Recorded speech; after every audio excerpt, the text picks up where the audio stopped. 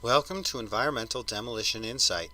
We would like to take this time to introduce you to the programs and policies that are in place to foster a safe and healthy workplace.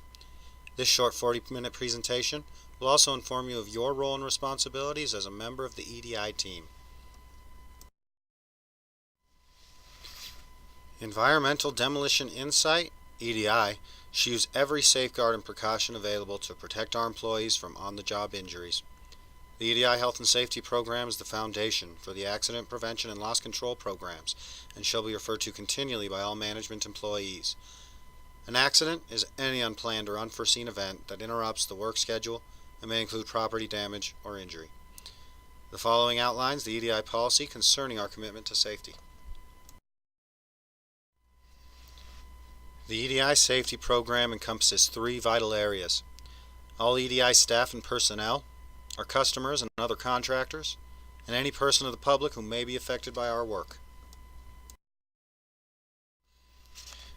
We implement our safety program through the following ways: site and task-specific written safety plans, regular site inspections to identify hazards and determine control methods, accident investigations determining the systemic causes of accidents and to make corrections to prevent their recurrence, education and training in various safety and operational activities, issuing personal protective equipment appropriate for the assigned task, and personal and area hygiene monitoring for exposures to toxic substances, including asbestos, lead, mold, as well as other exposures such as sound, light, and radiation.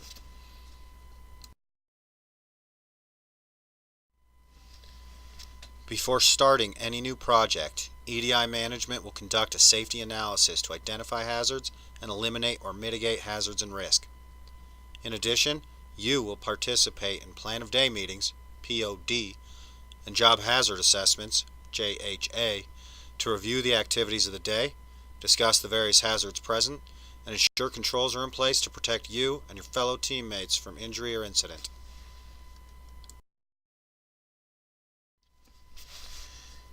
EDI uses injury, incident, and near-miss data to improve our safety management systems through lessons learned. It is your responsibility to report any injury or incident which involves damage, or near-miss where injury or damage were potential but avoided, within 24 hours of their occurrence. You will also be an active participant in investigating these issues to identify how we can better serve you in creating a safe working environment.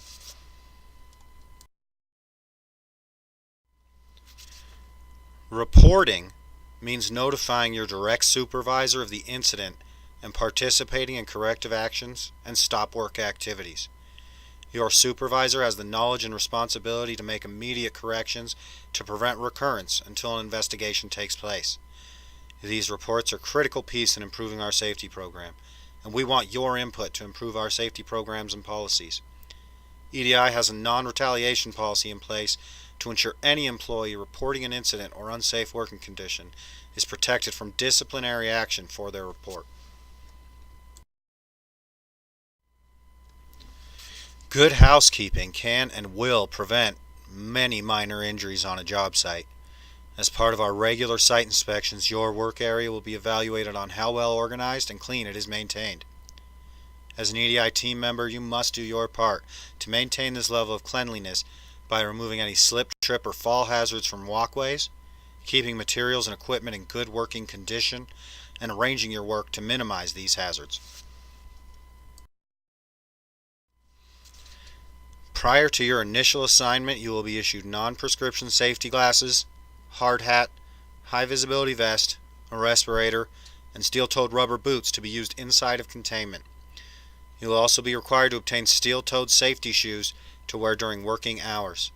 At no time are sandals, athletic shoes, or dress shoes permitted during working operations. In addition, you are required to wear full-length pants and a shirt with at least 4-inch sleeves in order to attend work. EDI is a drug-free workplace, and reporting to work while under the influence of alcohol or narcotics is grounds for immediate dismissal from the worksite and potential termination of employment. We also ask that you be conscientious of your activities outside of the workplace, which may affect your performance during an upcoming work shift. Heavy lifting is often part of your responsibilities and puts you at risk of muscle strain or other musculoskeletal injuries. For all loads over 50 pounds, use 2 or more people, or utilize mechanical lifting equipment such as a pallet jack. Remember, proper lifting techniques, including a firm grip and comfortable grip, bending at the knees and lifting with your legs, and clearing the path of travel before lifting, will protect you from undue injury. Do not operate any mechanical equipment unless you are qualified to do so and your direct supervisor has granted authorization to do so.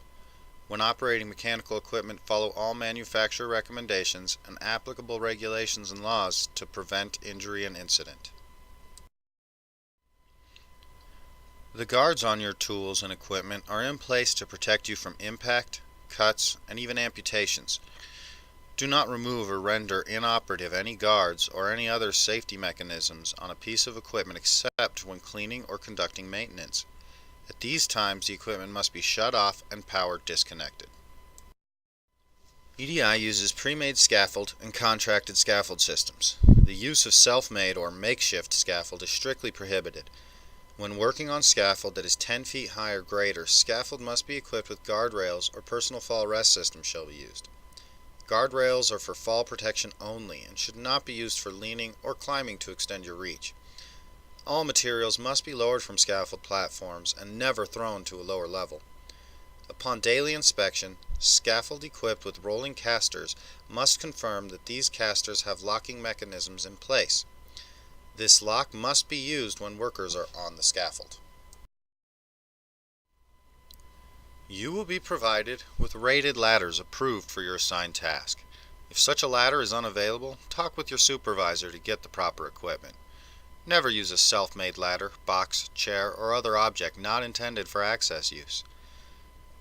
Get help to lift and lower tools and equipment before climbing the ladder. Unsafe hand tools put you and others at risk if the tool should fail. If you have any worn or broken hand tools, you may turn them into your supervisor and receive a replacement at no cost to you. When tempted to use the wrong tool for a job, such as a screwdriver to pry something loose or a framing hammer to chip concrete, always err on the side of caution and take the time to get the correct tool from your supervisor. Always use the right tool for the job. When using electric or pneumatic powered tools, you are at risk of injury. By using a GFCI on all power tools, you are protected from electric shock and even death by electrocution. All EDI air hoses are equipped with hose disconnect safety devices and pressure reducing valves. Be sure these safety mechanisms are always in place. By using these correctly, you and those around you are protected from injuries that result from accidental disconnect or pressure release. Keep all pneumatic tools pointed away from other persons in the work area. As always, by turning broken or damaged equipment into your supervisor, you and your fellow team members will be protected from injury. Only use explosive actuated tools if you have been trained and certified in its use. By following the rules outlined in your certification and training, you can prevent life-inhibiting injuries for you and the rest of the team. Always wear safety glasses and face shield when operating this type of equipment. To prevent shock and/or electrocution, you must hang all temporary electrical cords at a safe distance from the ground. When hanging electric cords, use ties or other means to suspend the cord rather than hanging the cord over objects. Plan the route of your cord so it does not create a tripping hazards or damage to any equipment. Remember, treating all electrical equipment as though it is live can protect you from serious injury. When using gas cylinders, you must secure them in an upright position in a location out of walkways and protected from environmental factors such as rain and wind. When transporting cylinders, remove all regulators and hoses and secure the bottle cap before moving. Cylinders in vehicles must be secured using ratchet straps or other equipment in an upright position. When transporting by hoist or crane, ensure the use of proper rigging equipment to avoid dropped loads. Never lift bottles by the cap. When not in use, cylinders should be stored in an area clear of combustible materials, especially oils, greases, or fuel containers.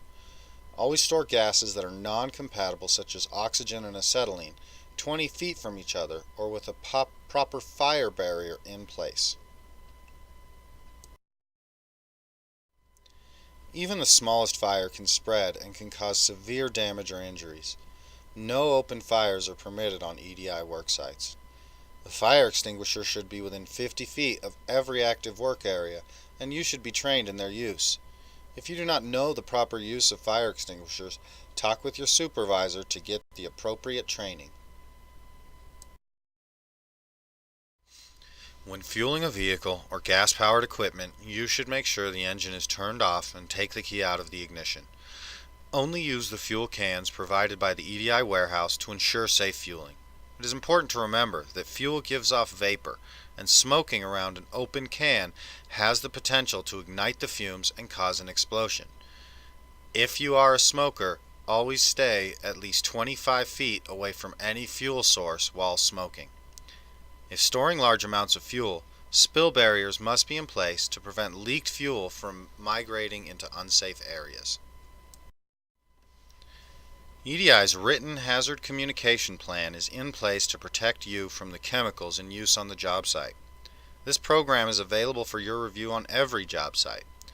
All chemicals used by the company have a corresponding Safety Data or SDS sheet that will inform you of the uses, hazards, and controls needed when using that particular chemical. Always label chemicals when storing containers other than their original packaging. If a product does not have a label, notify your supervisor and do not use that chemical. When using temporary containers, remember to empty them back into their original container at the end of each working shift. Your tools, combined with your knowledge of how and when to use them, make you an invaluable member of our team. As a professional in your industry, it is highly important that you remember to have your tools with you on all projects and at all times. At a minimum, you should have these items: a utility knife, a 25-foot tape measure, wire cutters, a framing hammer, staple gun equipped for T50 staples, Phillips and flathead screwdrivers, a tool pouch, and a pair of scissors. In the event of a life or limb emergency, you will be transported to the nearest emergency room. All follow-up treatment must be with one of the EDI listed designated providers. In a non-life or limb emergency, you will be asked to choose from one of the designated providers to receive treatment.